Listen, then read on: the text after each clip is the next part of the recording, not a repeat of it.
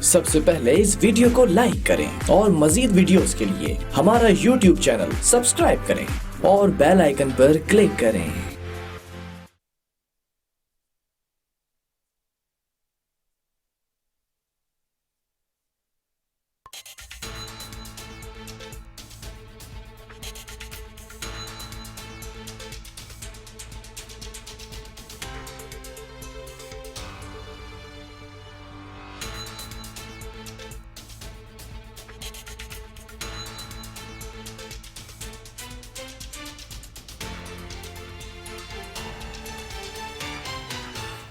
अस्सलाम वालेकुम नाज़रीन, प्रोग्राम कराची टुडे और मैं हूं आपका मेज़बान बिलाल ख़ान। आज ख़ासी जो टाइमिंग्स हैं वो मुख्तलिफ़ कर दी गई हैं क्योंकि 11 बजे हम ऑन एयर होते हैं, तो आज ये टाइमिंग्स जो है वो तब्दील की गई हैं क्योंकि आज स्पेशल जो प्रोग्राम है जश्न आज़ादी, यौम आज़ादी के हवाले से 14 अगस्त एक ऐसा दिन है कि जब मैं कहता हूँ कि खून जो है ना वो थोड़ा सा जज्बों में आ जाता है। और अगर बात कर ली जाए जुनून और जज्बे की, तो वो जो जज्बा था 1947 के अंदर, वो जज्बा क्या था, उस जज्बे की अगर बात की जाए तो आज वो जज्बा एग्जिस्ट करता है या नहीं करता है। आज इसी मौजू पर बात करेंगे। और ये जो 73वां यौम आज़ादी आज मनाया गया जोश व खरोश के साथ, और हर ज़बान ज़द आम था नारा यही कि पाकिस्तान कायम रहे, दायम रहे और पाकिस्तान जिंदाबाद।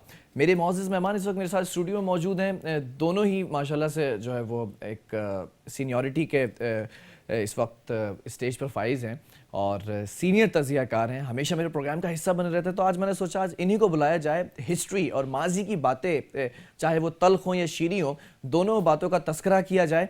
और बहुत ही अच्छा जो है वो बोलते हैं दोनों गेस्ट का तारुफ कराना चाहूँगा। सीनियर तज़ियाकार आगा मसूद साहब, बहुत शुक्रिया आपने मुझे ज्वाइन किया। सीनियर तज़ियाकार मुनव्वर मिर्ज़ा साहब, आपका बहुत शुक्रिया आपने हमें ज्वाइन किया।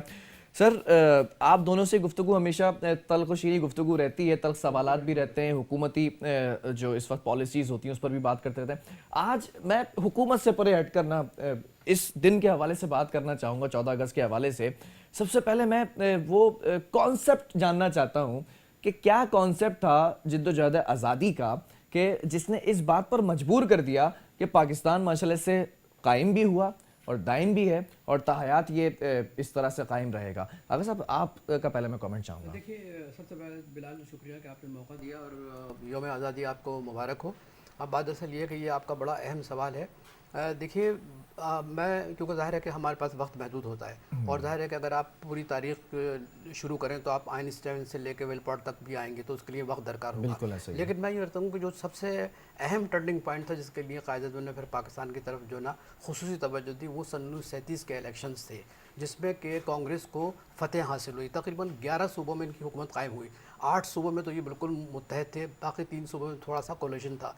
तो इसके बाद कायद-ए-आज़म रहमतुल्लाह ने देखा कि मुसलमानों पे जो जुल्म हुआ, मुसलमानों पे जो सरकारी नौकरियों के दरवाजे बंद हुए, इसके बाद ये है कि तकरीबन उस ज़माने में यानी सन 37 से लेके और 46 जब अबूरी हुकूमत बनी, आपको हैरत होगी सुन के 1000 मतलब ये कि वो हुए हिंदू मुस्लिम फसादात। आप समझ रहे हैं बिलाल साहब, 1000, और उसमें मुसलमान मारे गए, सारे मुसलमान मारे गए।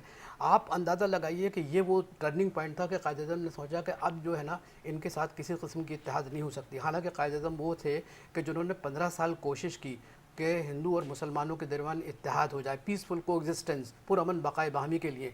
लेकिन यह है कि कायद-ए-आज़म की वो सारी कोशिश जो है वो नाकाम रही और उनको इस सिलसिले में टाइटल भी मिला था कि ambassador of unity between Hindu and Muslims. लेकिन जब सन 37 के बाद ये जो सूरत हाल हुई तो ज़ाहिर है कि एक टर्निंग पॉइंट हुआ और फिर इसी बुनियाद पर कायद-ए-आज़म ने सन 40 में लाहौर के अंदर मिंटो पार्क में वहाँ पे जनाब बहुत बड़ा तारीख़ी जलसा हुआ। पूरे हिंदुस्तान से लोग आए और उन्होंने मतलब ये कि बरसग़ीर के मुसलमानों के लिए अलहदा मुमलिकत का ऐलान किया। अच्छा, उस जो ऐलान हुआ था उसमें पाकिस्तान का नाम नहीं था। वो हिंदू प्रेस ने बाकायदा कहा कि ये तो एक्चुअली जो इज्तिमा हुआ है सन 1940 मार्च में, ये एक्चुअली पाकिस्तान का ही मुतालबा है। ये बाद में जब हिंदू प्रेस ने लिखा तो इसके बाद ये है कि उस रेजोल्यूशन का जो है पाकिस्तान का नाम पड़ा। तो मैं ये अर्ज़ कर रहा हूँ कि ये टर्निंग पॉइंट था। वरना ये कि कायद-ए-आज़म वांटेड एक्चुअली, फिर एक और जुमला कहूँगा फिर इसके बाद आप मुनव्वर मिर्ज़ा से पूछिएगा। कायद-ए-आज़म का दूसरा पॉइंट ये, जब उन्होंने इत्तेहाद की बात की, जब सन 45 और 46 में कैबिनेट मिशन आया तो उन्होंने कैबिनेट मिशन ने कहा कि हिंदुस्तान में वफाक को 4 सूबे देने चाहिए, 4 इख्तियारात देने चाहिए, डिफेंस, कम्युनिकेशन, फॉरेन पॉलिसी है ना, और बाकी 4 चीज़ें। इसके बाद ये है कि उन्होंने ये भी कहा ABC में उनको तकसीम कर दिया हिंदुस्तान को।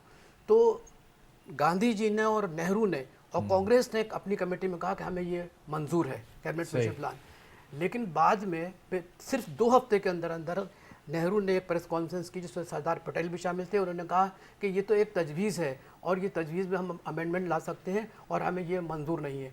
कायद-ए-आज़म ने ये मंजूर कर लिया था क्योंकि कायद-ए-आज़म तो सन 40 में पाकिस्तान का मुतालबा कर चुके थे, जैसे अभी मैंने आपसे बताया। लेकिन जब इन्होंने देखा कि नेहरू मतलब ये कि उससे उन्होंने इख्तियार की कैबिनेट मिशन प्लान से, तो कायद-ए-आज़म ने भी अलहदी इख्तियार की वरना कायद-ए-आज़म तो पाकिस्तान का मुतालबा कर ही चुके थे। तो वो क्यों उन्होंने कैबिनेट मिशन कबूल किया कायद-ए-आज़म ने? उनको मालूम था कि हिंदू मुसलमानों को कत्लेआम करेंगे, और तो वो चाहते थे कि कम से कम किसी तरीके से कोई ऐसा रास्ता निकाला है कि मुसलमानों का कत्लेआम रोके, क्योंकि मैंने बताया ना 1000 तो वैसे भी मतलब सन 37 से ऑनवर्ड फसादात हो रहे थे। तो ये 2 जगह कायद-ए-आज़म ने कोशिश की, 2 चीज़ें थी जिन्होंने ट्रिगर किया कि ये कॉन्सेप्ट जो है वो आगे जाए। मुनीर साहब, आप क्या समझते हैं कि वाकई ये जो चीज़ें हैं, ये कॉन्सेप्ट जो था जिसकी वजह से पाकिस्तान मुआरज़े वजूद में आया, वो कॉन्सेप्ट अभी एग्जिस्ट करता भी है कि नहीं करता है? देखिए, हमने पाकिस्तान, कायद-ए-आज़म ने पाकिस्तान, हम इसलिए मैं कह रहा हूँ कि अवाम ही बिल्कुल सही है ही की ख्वाहिश थी ना जिसको कौमी जामा पहनाया पाकिस्तान ने, और वो अवाम का तसलसल जो है उस वक्त यानी 1947 में जो अवाम थे, और मैं और आप जो यहाँ बैठे हैं, वो तसलसल कायम है ना? वो भी पाकिस्तानी थे, हम भी पाकिस्तानी हैं। पहली बात।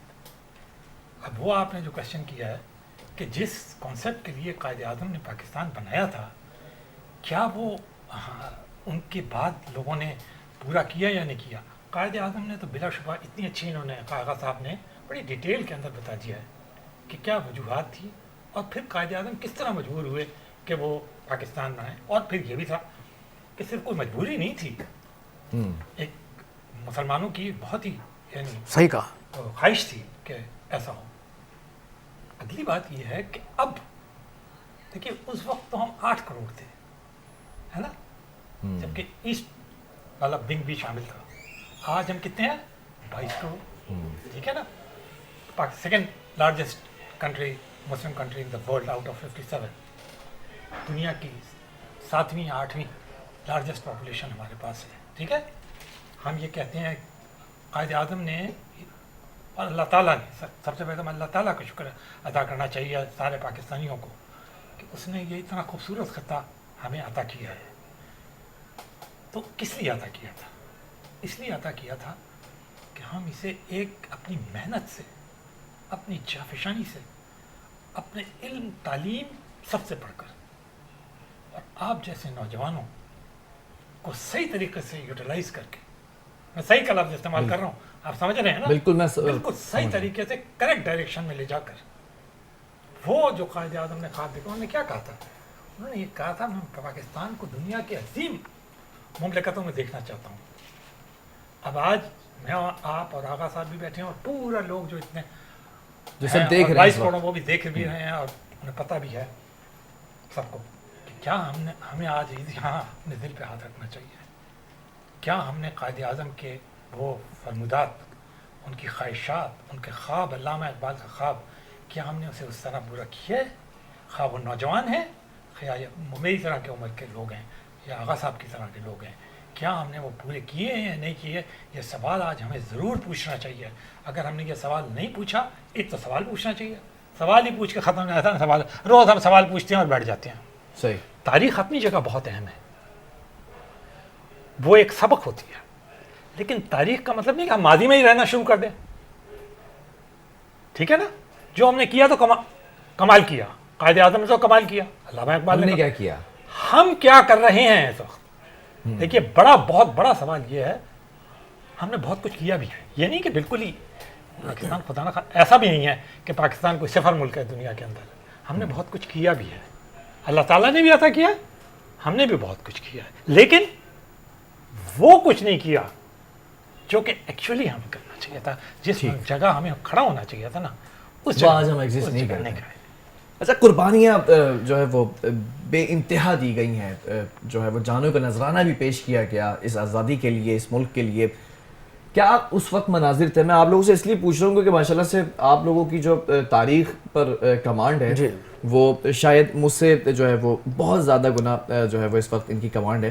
سر میں آغا صاحب جاننا چاہوں گا اس وقت مناظر کیا تھے جب جد و جہد آزادی کے بعد ہم نے ملک حاصل کیا اور پھر وہاں سے لوگ یہاں پر آ کر جو ہے وہ بسنا شروع ہوئے, یہاں سے کچھ اٹھ کر وہاں پر گئے, اس وقت کیا ہرڈلز تھے, کیا مناظر تھے اس وقت؟ دیکھیں یہ آپ کا بہت عمدہ سوال ہے, اور پھر وہی میں آپ کی خدمت میں عرض کروں گا کہ بہت اختصار کے ساتھ گفتگو کروں گا میں. بات اصل یہ ہے کہ صرف 1946 میں بہار میں ڈائریکٹ ایکشن ڈے پر 46,000 مسلمان مارے گئے, ستمبر سے لے کے اکتوبر تک. اور آپ یقین کریں کہ آپ نہرو کے کمنٹس پڑھ لیں, خان عبدالغفار خان کے کمنٹس پڑھ لیں, گاندھی جی کے کمنٹ پڑھ لیں. گاندھی جی تو وہاں جب بہار میں گئے تو انہوں نے کہا کہ ہے رام, میں سمجھا تھا کہ نواخالی میں جو ہندو مارے گئے ہیں انہوں نے کہا یہ تو آٹے میں نمک نہیں, یہاں تو پوری مسلمان کی بستیاں ختم ہو گئی. تو اندازہ لگائیے, میں یہ آپ کے توسط سے نئی نسل کو بتانا چاہتا ہوں کہ پاکستان اتنی آسانی سے نہیں ملا ہے نا. پھر اس کے بعد گریٹ کلکتہ کلنگ, کس طریقے سے کلکتہ میں کلنگ ہوئی, حسین شہروردی وزیر اعلیٰ تھے. تو میں یہ عرض کر رہا ہوں کہ اور پھر اس کے بعد جب مائیگریشن ہوا تو دنیا کے سارے مورخوں نے لکھا ہے کہ it is the greatest migration in the history of the world. People from west Pakistan اور وہ ہندوستان چلے گئے, اور پھر بہار سے جو بچ گئے تھے بیچارے وہ پھر ایسٹ پاکستان چلے گئے, اور انہوں نے جا کے ایسٹ پاکستان کو اپنے پیروں پہ کھڑا. پورا ریلوے سسٹم جو آپ ایسٹ پاکستان اور اب بنگلہ دیش میں دیکھتے ہیں وہ وہاں کے بہار کے لوگ تشریف لے گئے تھے. تو میں یہ عرض کر رہا ہوں کہ جس طریقے سے مسلمانوں کو, پھر آپ پنجاب کا لے لیجیے, میں پنجاب کا بھی ایک ذکر کر دوں. مشرقی پنجاب میں گاجر مولی کی طریقے سے مطلب مسلمانوں کو مارا گیا. اس میں کون کون شامل تھے؟ سکھ تھے اور ہندو شامل تھے, اور انہوں نے تقریباً 10 لاکھ مسلمان جو ہیں وہ مارے گئے. تو میں یہ عرض کر رہا ہوں کہ یہ نسل کو سمجھنا چاہیے. یہ جو حکومت کر رہے ہیں منور مرزا نے ایک بہت اچھا سوال کیا. یہ جو حکومت کرتے ہیں نا, ان کے بزرگوں نے پاکستان کی تحریک میں صحیح نہیں لیا تھا جو آج کل حکومت کر رہے ہیں پاکستان میں. They don't know what is the movement of Pakistan, they don't know how much sacrifice has been given by the people of the subcontinent to achieve this land of pure. تو میں یہ عرض کر رہا ہوں کہ اس طریقے سے لوگ گاجر مولی کی طریقے سے کاٹے گئے پاکستان کی خاطر. اب یہ جو لوگ ہیں کیا ہیں, مطلب ان کو یہی نہیں معلوم کہ تحریک پاکستان میں جو شہیدوں کا خون ہے تو اس شہیدوں کے خون کی یہ آواز ہے, ان کی یہ فریاد ہے کہ بھائی اس کو مضبوط بنائیں, اس مملکت کو کرپشن سے آزاد کریں, اس کو میرٹ پہ, آپ جیسے لوگوں کو میرٹ پہ لے کر آئیں تاکہ ملک جو ہے آہستہ آہستہ ترقی کرے. ٹھیک ہے, منور مرزا نے کہا ایسی بات بھی نہیں ہے کہ ہم نے ترقی نہیں کی, ہم نے مطلب یہ کہ ترقی کی ہے, ایٹمی پاور بن گئے ہم, یہ بھی ترقی ہے ہماری, بہت بڑی ترقی ہے. ڈاکٹر قدیر خان کا بڑا احسان ہے کہ انہوں نے یہ ایک ایٹم بم بنایا. لیکن پھر بھی میں آپ سے بتا رہا ہوں کہ ہماری جو پروگریس ہے, ہماری جو ترقی کی رفتار ہے, جو ہماری اس شاہراہ پہ ہمارا جو قدم چل رہے ہیں وہ قدم مضبوط نہیں ہے, ناتواں ہیں, کمزور ہیں. تو ہمیں چاہیے کہ ہم ان لوگوں کو جو مائیگریٹ کر کے آئے اور جو اس وقت ہمارے جن لوگوں نے ہمیں مطلب یہ کہ چشم ما روشن دل ما شاد ہمیں گلے لگایا, ہمارے ساتھ رہے اور ہمیں موقع دیا, اب وہ اسپرٹ ہم تلاش کر رہے ہیں, وہ اسپرٹ نہیں مل رہی. ایسا لگتا ہے کہ لوگ جو ہے نا اب نفس نفسی کا عالم ہے, کرپشن کے ذریعے پاکستان جو ہے نا اپنی جذبہ کہیں نہ کہیں کھو گیا ہے. کھو کے علاوہ مطلب یہ کہ یہ ڈیلیبریٹ اٹیمپٹ ہے. میں آپ کو بتا دوں یہ جو کہہ رہے ہیں نا آپ, یہ تو آپ کی شرافت اور مطلب یہ کہ ہے کہ آپ جو کہہ رہے ہیں کھو نہیں گیا. دے نو کہ پاکستان کیا چیز ہے, اور اب ان کو یہ بھی معلوم ہے کہ ایسے لوگ موجود ہیں کہ جو پاکستان کے استحکام کی بات کرتے ہیں پاکستان. لیکن میں آپ سے بتا دوں کہ جب تک پاکستان میں قانون کی بالادستی, قانون کا اطلاق نہیں ہوگا, آپ یقین کریں یہ جو موجودہ رولرز ہیں, میں کسی کا نام نہیں لینا چاہتا, اس میں ماضی کے لوگ بھی ہیں, یہ بھی ہیں, اس وقت پاکستان جو ہے نا وہ خواب پورا نہیں ہوگا جو جناب قائد اعظم رحمۃ اللہ علیہ نے اپنی بے پناہ انتھک محنت سے بنایا تھا, اور علامہ اقبال نے سن 1930 میں جو الہ آباد میں خطبہ دیا تھا, جس سے پاکستان کا خواب پورا ہوا. تو یہ چیزیں جو ہے نا اس کے لیے آپ کو you have to back to the history. اس کا مطلب نہیں ہے کہ صحیح کہہ رہے ہیں منور مرزا کہ آپ ماضی میں نہ رہیں, لیکن آگے دیکھیے, آگے آپ کیا کرنا چاہتے ہیں, کس طریقے سے پاکستان کو بنانا چاہتے ہیں, کیسے اس کے خد و خال ہے نا جمع کر کے جو قائد اعظم نے دیکھے تھے اس کو کریں. اگر آپ نہیں کریں گے تو آپ دیکھیے کیا کچھ ہونے والا ہے. بڑی جو ہے وہ مزیدار گفتگو چل رہی ہے, اور ماضی کی جو یادیں ہیں تلخ و شیریں ان کو آج دوبارہ سے اجاگر کرنے کی کوشش کر رہا ہوں میں, تاکہ جو نوجوان نسل اس وقت دیکھ رہی ہے اور جو انٹلیکچوئلز بھی دیکھ رہے ہیں تو وہ بھی خود کو ریلیٹ کرنے کے. منور صاحب کیا سمجھتے ہیں جو قربانیاں دی گئی ہیں اس کا تو خیر کوئی نعم البدل نہیں ہے, کوئی آلٹرنیٹ نہیں ہو سکتا, لیکن کیا وہ پاسبل تھا اپنا گھر بار, اپنی زمینیں, اپنی جائیداد بڑی بڑی حویلیاں، اپنے گھر، اپنی فیملی ممبرز، سب چیزوں کو چھوڑ کر صرف ایک پاکستان کا جو ایک نام تھا کہ پاکستان بن گیا ہے، اب وہاں پہ جانا ہے، وہاں پہ بسر ہونا ہے، بلال کیا جذبہ ہوگا وہ؟ بہت ہی یعنی موونگ بات کہی ہے. میں ایک مثال دیتا ہوں. آپ ایک گھر میں رہتے ہیں اور اگر آپ کو جانا پڑے وہاں سے، وہ محلہ، گھر چھوڑنا، ان لوگوں کو چھوڑنا کیا گزرتا ہے، ارسپیکٹو کہ وہاں پہ کون سے لوگ رہتے ہیں. ان سے آپ کی لڑائی بھی ہوئی ہوتی ہے، ان سے کئی دفعہ آپ کے بڑے غیر معمولی جھگڑے بھی ہوئے ہوتے ہیں، بالکل، محبتیں بھی ہوئی ہوتی ہیں.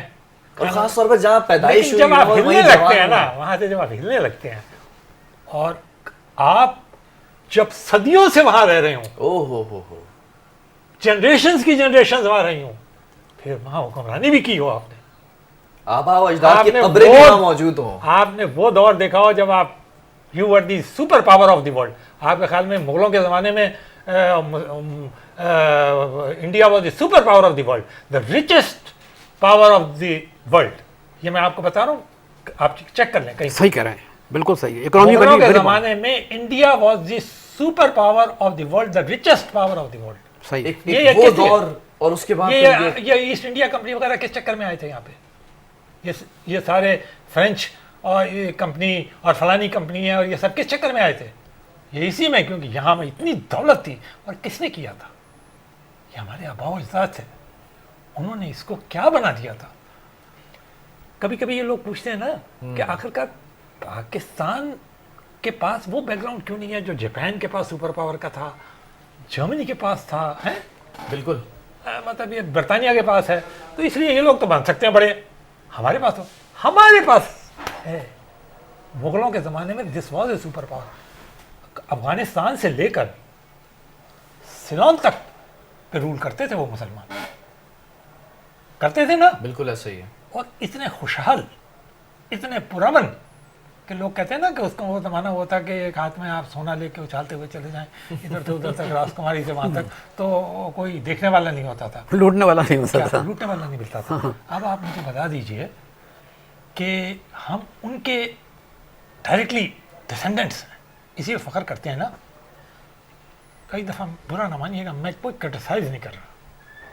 ہم ادھر ادھر سے ڈرامے لاتے ہیں، ادھر ادھر سے تاریخیں لاتے ہیں، ادھر ادھر سے دکھاتے ہیں، لا کے ہیروز بنا کے پیش کرتے ہیں، فلانی جگہ کی ہیرو. نہیں، وہ مسلمان ہیں، سر آنکھوں کے وہ. لیکن ہم میں سے، میرے اور آپ کے آباء و اجداد، اس پوری سرزمین کے لوگوں کے آباء و اجداد، they were great heroes. کب دکھائیں گے؟ Great economist, great financial experts, great architects. کیا نہیں انہوں نے بنایا. لیکن ہم نے کیا کیا جب ہم یہاں آئے اور یہ ہمیں تو اسی پیٹرن کو فالو کرنا چاہیے. بالکل کرنا تھا ہمیں اس پیٹرن کو follow. We should have gone for a super, شاید زیادہ آسان ہوتا super power. We should have چلتے ہیں گون فار اے، ہماری ٹارگیٹ ہونی تھی سپر پاور کی. میں ایک مثال دے رہا ہوں چھوٹی سی، وہ ہو رہی ہے آپ کی، بریک آ رہا ہے. چائنا نے 1979 کے دسمبر 20 کو دینگ زیاؤ پنگ نے کہا ہمیں سپر پاور بننا ہے. دنیا کی کوئی چیز ہمارے کوئی اکنامک ترقی سے نہیں روک سکتی، کوئی فارن پالیسی، کوئی دفاعی پالیسی، کوئی کچھ بھی ہو. میں نے چائنا کو سپر پاور کے سٹیج پہ پہنچانا ہے. انہوں نے اسے فالو کیا. آج چائنا کہاں ہے؟ بالکل ایسا ہی ہے. ہم نے اپنے ٹارگیٹ کیا مقرر کیے ہیں؟ قائد اعظم نے تو ہمارے ٹارگیٹ وہی رکھے تھے سپر پاور کے. کہا تھا میں عظیم، ہم ڈائیورٹ ہو گئے. عظیم مملکت دیکھنا چاہتا ہوں مسلمانوں کی. ہم نے، میں آج آپ سے یہ پوچھتا ہوں، آپ 60% ہیں، آپ سے مراد میں نوجوان 60% ہے نا آپ. صحیح. کیا انرجی ہوتی ہے یار نوجوان کی. میں بھی نوجوان رہا ہوں نا، نہ دن کا ہوش نہ رات کا ہوش، چلنا پھرنا ہر وقت. آپ خود نے ابھی آپ نے ریلیٹ کیا اپنا ذاتی میں، بالکل ایکسیڈنٹ ہے، still you are here fresh. یہ کیسے؟ میں تو نہیں کر سکتا تھا، یہ آپ کر سکتے تھے، تو آپ کر سکتے ہیں. یو کین، جسے کہتے ہیں revive the miracle, you can rewind the صحیح ہسٹری، مگر یو ریکوائر اے ڈائریکشن. وہ ڈائریکشن نہیں مل پا رہی. یو ریکوائر आनियस मुझे आज़म वाला मुझे एक ब्रेक की कॉल दी जा रही है, बड़ी खुशगवार और बड़ी मौसर गुफ्तगू चल रही है और जोश और जज्बे से भरपूर गुफ्तगू है और मैं यकीन रखता हूँ कि इस ब्रेक के बाद जब आएंगे तो ये जज्बा दुगना हो चुका होगा। बहरहाल नाज़रीन, यहाँ एक वक्फा लेंगे, उसके बाद हमारे दोनों सीनियर तज़कियाकारों से जो है वो गुफ्तगू करेंगे।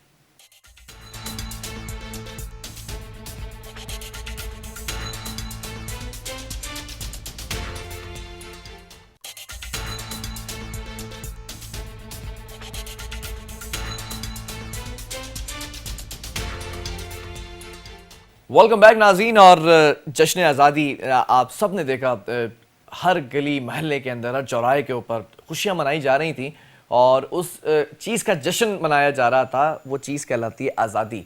लेकिन आज हम डिस्कस कर रहे हैं कि ये आज़ादी कैसे हासिल की गई है। तो बड़ी मौसर गुफ्तगू जारी थी वक्फे से पहले। आगा साहब, जिस तरह मुनव्वर मिर्ज़ा साहब बात कर रहे थे, बड़ी जो है वो जोशीली खिताबत इनके अंदर एक जो है वो अंसर मौजूद है, तो वो थोड़ा सा इमोशनल टच भी था। और आप क्या कहना चाहेंगे वाकई, अगर उसी चीज़ को कंटिन्यू करें हम, कि वाकई आज डायरेक्शन जो है वो कहीं ना कहीं मिसिंग है? देखिए बिलाल, देखिए डायरेक्शन, देखिए मैं आपको बताऊं कि आप जितनी भी किताबें लिखी गई हैं, चाहे आप जसवंत सिंह की किताब पढ़ लीजिए जिन्ना के बारे में, है ना, जो लिखी, जिस पर कि उनकी बेचारों की जो मेंबरशिप थी वो ख़त्म हुई बीजेपी से, चाहे आप रिपोर्ट को देख लें। देखिए उन्होंने लिखा कि 47 से लेकर और 60 तक 10 साल में जो लोग माइग्रेट करके आए थे हिंदुस्तान से, वो लोग ICS अफसर, ये वो जो टेक्निकल नो हाउ थे, इन लोगों ने पाकिस्तान को 10 साल के अंदर पैरों पर खड़ा कर दिया। और पाकिस्तान की इकोनॉमी, आप यकीन करें कि पाकिस्तान की one of the best economy in 60s। कौन? वही लोग थे ना, उनकी डायरेक्शन ये थे, वो ऑनेस्ट लोग थे, वो समझदार लोग थे, वो कायद आज़म के साथ उन्होंने मिलकर काम किया था, उन्होंने तहरीक पाकिस्तान में हिस्सा लिया था, वो करप्ट नहीं थे, उनके सामने मंजिल थी। वो ये समझते थे कि लाखों की तादाद में जो मुसलमान बरसग़ीर में अपना वतन और अपनी हर चीज़ छोड़ कर आए, तो उनके लिए वो चाहते थे कि उनके लिए वही मतलब जज्बे के तहत पाकिस्तान की तामीर और तश्कील की जाए जो ख्वाब पाकिस्तान ने देखा था या उन मुसलमानों ने देखा था। मुसलमान की क्या कायद आज़म कहते थे ना, सब ने ये कहा कि भाई अगर आप वन वोट के ज़रिए और वन मैन वन वोट के ज़रिए लेंगे तो ज़ाहिर है कि हिंदू का डोमिनेशन होगा, क्योंकि हिंदू का जब डोमिनेशन होगा तो सन 37 की फिर वही बात हो जाएगी कि मुसलमानों के साथ कैसा रवैया होगा। तो 10 साल में मुसलमानों ने जो वहाँ से आए हिंदुस्तान से, उन्होंने पाकिस्तान को खड़ा कर दिया। अब क्या हुआ? ये हुआ कि वो जो कंसेप्ट था, वो जो ख्याल था, वो तख़य्युल था कि पाकिस्तान को इस तरह बनाना था, बाद में जो लोग आए, जो हुकूमत करने आए, ब्यूरोक्रेसी जो आई, फिर इसके बाद जो इक़्तिदार में लोग आए, ज़ाहिर है कि वो फिर बाद में उनकी प्रायोरिटीज़ डिफरेंट थी। उनकी प्रायोरिटीज इसलिए हुई ना, इसलिए हुई कि देखिए बात असल ये है कि मैं माफ़ी चाहता हूँ कि पैसे में बहुत कशिश है, पैसे में बहुत कशिश होती है। आज आप दोनों खुल के, हाँ, ये पैसे में बहुत कशिश है। देखिए बिलाल, हुआ ये कि जिन लोगों ने पाकिस्तान 10 साल में खड़ा किया था, वो आहिस्ता आहिस्ता पीटर आउट हो गए, मतलब ये कि वो रिटायर हो गए। लेकिन इसके बाद जो लोग आए तो उन्होंने देखा, ओ माय गॉड, ये तो सोने की चिड़िया है पाकिस्तान, हाँ सोने की कहान है। तो उन्होंने मतलब ये कि वो जो बुनियादी अक़दार थे काम करने के, गुड गवर्नेंस के, बेहतर करने के लिए, आवाम की खिदमत करने के लिए, उनके माशी, उनके समाजी सकाफ़ती मसाइल हल करने के सिलसिले में, वो सब जो थे बैक बर्नर में चले गए, पीछे हट गए। फिर क्या, ज़ाती मफादात की जंग शुरू हो गई, मुझे ये करना है, मुझे अपने रिश्तेदारों को ये करना है, अपने दोस्तों को करना है। जब ये क्रोनिज़म शुरू हुआ ना, क्रोनिज़म शुरू हुआ, इसका आप बहुत इस्तेमाल करते हैं, जब ये दोस्ती और ताल्लुकात और मफादात की बुनियाद पर पर्ची सिस्टम, जी हाँ, ये जो पर्ची सिस्टम शुरू हुआ ना, इसके बाद जो है पाकिस्तान का ज़वाल शुरू हो गया। और आप यकीन करें, आज भी जब मैं आपसे गुफ्तगू कर रहा हूँ, फिर भी याद रखिए कि कायद-ए-आज़म के जो बसीरत थी, या अल्लामा इक़बाल की जो बसीरत थी, खुतबा इलाहाबाद को आप अगर डिटेल में पढ़ें, देखिए हुआ ये कि अगर हिंदुस्तान तकसीम नहीं होता, आप यकीन कीजिए कि आज आप या आपके वालिदैन या हमारे वालिदैन जो दुनिया में नहीं रहे, वो इतनी बेहतर ज़िंदगी पाकिस्तान में गुजार कर नहीं जाते। हिंदुस्तान में, माफ़ कीजिए, हिंदुस्तान, देखिए हिंदुस्तान में आज जो कुछ हो रहा है, आज नरेंद्र मोदी की हुकूमत जिस तरीके से मुसलमानों के साथ कर रही है ना, ये वही मतलब ये कि समाजी कैफियत थी, वही माशी कैफियत थी जिसकी बुनियाद पर पाकिस्तान का नारा लगा। और आज भी हिंदुस्तान के अंदर लोग फिर वो दबे दबे अल्फाज से कह रहे हैं कि एक और पाकिस्तान बनने वाला है। क्या है, आप मकबूजा कश्मीर भी देख लीजिए। तो मैं ये कहना चाहता हूँ कि पाकिस्तान का जो एक तख़य्युल था, वो इतना खूबसूरत था, इतना रोशन था, इतना वो कहते हैं ना निगाह बुलंद पर मबनी था, है ना। تو وہ کنسیپٹ جو ہے جب یہ ذاتی مفادات کی جنگ شروع ہوئی اور یہ ہے کہ جمہوریت کے جھوٹے نام پر ہے نا لوگوں کو دھوکہ دیا گیا، اور جبکہ ان کو یہ بھی نہیں معلوم کہ یہ جمہوریت جو ہوتی ہے اس کے بنیادی جو اس کی خشت اول ہوتی ہے، یعنی بنیادی خشت اول مانے پہلا جو اینٹ کا پتھر ہوتا ہے وہ رول آف لا ہوتا ہے، وہ رول آف لا ہے ہی نہیں۔ تو میں یہ عرض کر رہا ہوں کہ آج پاکستان میں افراتفری آپ دیکھ رہے ہیں نا، منور نے ایک بات کہی جو کہنا چاہتے تھے، ان کی زبانی عزت میں اگر آج افراتفری آپ دیکھنا چاہتے ہیں تو آپ کراچی کو دیکھ لیجئے۔ کل اٹارنی جنرل نے یہ کہا چیف جسٹس کے سامنے کہ کراچی بالکل ایک یتیم شہر ہے، مطلب nobody is going to ask what's happening to this city, a city which is earning more than 67% revenue for the government of Pakistan. What's happening? How much money is coming to آپ کو افسوس ہوگا سن کے کہ 60 سے لے کے 65% revenue جاتا ہے نا، کتنا ملتا ہے مطلب سندھ کو، کتنا ملتا ہے کراچی کو 3% ملتا ہے۔ تو معاف کیجئے، دیکھیے میں یہ عرض کرنا چاہتا ہوں جب تک کہ آپ ایک جوڈیشس سسٹم آپ ایوالو نہیں کریں گے، آپ منصفانہ طرز حکومت اختیار نہیں کریں گے، آپ لوگوں کے جو مسائل ہیں ان کو ان کی ضرورت کے مطابق آپ نہیں کریں گے، میں آپ سے یقین کہہ رہا ہوں کہ پاکستان کا جو گراف ہے ترقی کا وہ ترقی معکوس کی طرف چلا جائے گا۔